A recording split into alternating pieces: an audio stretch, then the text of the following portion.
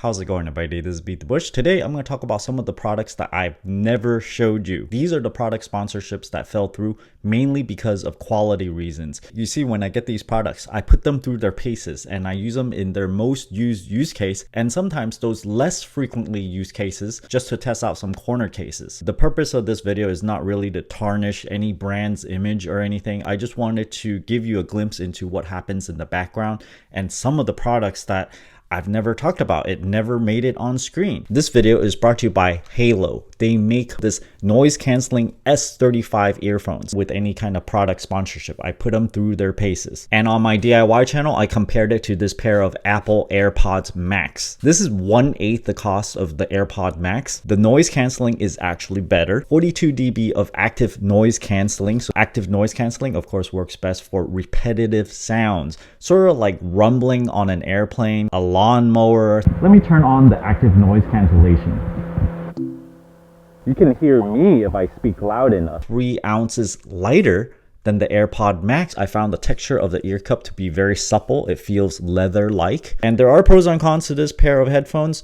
It doesn't reach as deep a bass as the AirPod Max, but with 1/8 the cost and marginal difference in sound quality, better active noise canceling, and if you use my coupon code, you get 10% off. This makes it a very, very good value buy. Check out my affiliate link down in the video description below. As simple as it seems, right? I get sent this for free and then I'm like, okay, let me just talk about this, plug some stuff in, measure the USB. The main gripe I have with this one is you'll notice the cable here is very, very thin. So I look up the gauge of it and they say right here, you can go up to 1875 watts. You have to have a thick enough cable, or if you run the maximum wattage through this cable could start getting soft. It could start a fire. So this is a real issue that prevents me from actually reviewing this. On my DIY channel, I review all kinds of products in very, very high detail. This is one of the products I was going to review. It's a heater thing. So you stick a heater pack inside a microwave, you heat it up, put it on your stomach, put it on your shoulder. It appears harmless enough until I took the heater pack and put it in the microwave.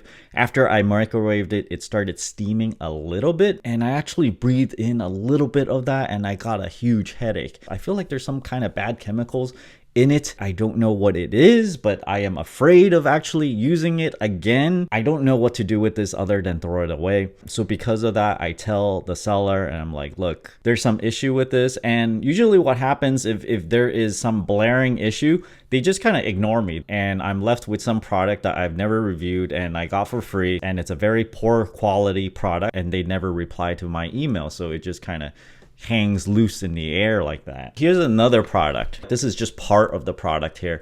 You put this over your nose and it's called a CPAP device. It's a positive airflow thing. Helps with sleep apnea. Depending on how I sleep and what I eat, sometimes I have an issue with breathing at night. This was supposed to be sold on a Kickstarter project. They have a very advanced design, brushless motor in the pump. They have an app that sort of works, not really. It was Android only. They had an experimental app on Apple, so I gave that a try. But that's not the issue with this product here. Many CPAP devices are a lot more expensive and it has a humidifier built in. So when I went to use this, it just didn't work. I couldn't fall asleep with it. It was just way too dry. They say that, yeah, you'll experience that a little bit. There's some discomfort. Well, how can you sleep with something like that? So when I'm given something like this, I actually go and try it. I try to fall asleep in it. It's a little bit scary because this has to do with breathing. And if you can't breathe, well, you know, it's life-threatening here. So if I cannot use it successfully, I can't recommend it. Here is something interesting. It's a jacket. I'm just going to show it to you real quick. It's just a black jacket. And they sold this as a graphene jacket. If you don't know about graphene, it's like a single layer of carbon atoms. And they tout that they use graphene in their jacket. Believe it or not, right? Graphene is this experimental material usually made in the labs. And one of the features of graphene is that it can spread heat very well. Kind of like if you put a thin layer of copper all over your jacket, you're going to feel it's quite cool. But if you get hot anywhere, it's going to spread the heat out very evenly. So the idea of a graphene jacket possibly is You heat it at one spot. There are heaters that you can use, and then it can spread throughout the jacket. Or if you heat it up, it can pull the heat off and make you feel a bit cooler. But in practice, when I wore it, it was very, very hot. It was stuffy. I was sweating in it. And when I use a product like this that I cannot recommend, well, I can't put it on the channel and I can't talk about it. So after using it a while, I had a question. How can they prove that they actually use graphene in the jacket? Is there such a thing? As a consumer, how can I verify that there is graphene in the jacket? Can I like open it up, tear it apart somewhere, and then put like 2 probes on one side to the other to see if it's conductive? So I asked them, is there any way I can prove it as a consumer? They say no, that's okay. But then they say, we have some test documents that says it is graphene, but then it's in Chinese. Do you still want the report? I'm like, yeah, okay, I can get the report. I can have it translated, right? And then they never respond to me after that. So I would classify this as a snake oil product. You have snake oil products all the time, right? You got supplements that promises certain things. These statements is not FDA approved. Same thing on the consumer market. They can claim a whole bunch of things, and if it's a small company, they might be able to get away with it, because even if they get sued out of existence, well, maybe they're able to sell like 10,000 units already. The jacket, by the way, it's like $300. So if you really, really believe it, they better prove that it does. In my testing, it just feels like a normal jacket, and then they just slap on the word graphene on it and hoping that people will be like, ooh, it's graphene, it's all the rage now, let's buy it for really expensive. So I'm gonna cover the brand name of this thing because I don't really want to tarnish their brand or anything. I've reviewed many power banks before. Let me put this down since it's kind of heavy. For power banks, I put them through their paces, use them in their most often used mode.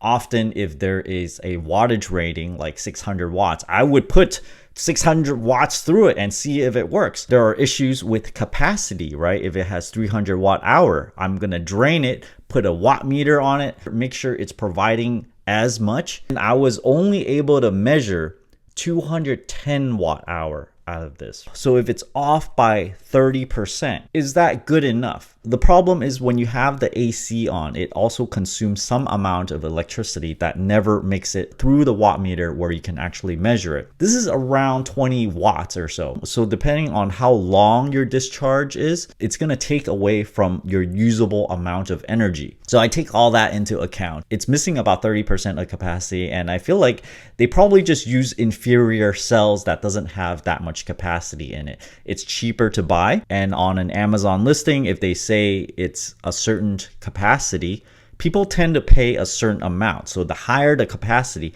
the more people are going to pay. So you can fudge specifications like that, just like maybe some car manufacturer. They'll overstate their miles per gallon. EV manufacturers will try to overstate their range. With those power banks, I actually even measured their solar panels. Solar panels was, I'd say, 120 watts, but the most I've measured coming out of it in full sun in the summer was only about 80 watts. So this is in stark contrast to, let's say, EcoFlow, where I measured their 220 watt panel and I get 220 watts. For this particular brand, off by 33% in the solar panels, off by 30% in the capacity. So I couldn't recommend it. I couldn't put it on this channel. What do I do with all this stuff that is like inferior in quality? Well, for the power banks, I can just use them as is. But after using them for several months, I noticed the AC output sometimes turn off on itself. It just stops working for like a week, maybe because of the heat or something. And then afterwards, it works again. So it's kind of intermittent. You probably don't want a device like that. I don't want a device like that. I just happen to have it and I'm just going to use it up anyway. For a power strip like this, although I can't recommend it, I can know that this cable is very thin and I can't run high wattage through it. Probably at a maximum of 1000 watts, 1200 watts or so. But you can't expect the typical consumer to baby their products like this. They're going to use it to the specs, maybe even exceeding it a little bit. Hope you guys enjoyed this video, kind of see the background activity I do for all these products before I present them to you. Thanks for watching this video. Don't forget to give me a like. Check out the Halo headphones if you're in the market for a pair of noise canceling headphones. It's interesting how you can get a pair of noise canceling headphones for such a low price these days. I remember just a couple years ago, anything with noise canceling, you're gonna pay at least $100. So check out that link. Thanks for watching this video. Until next time.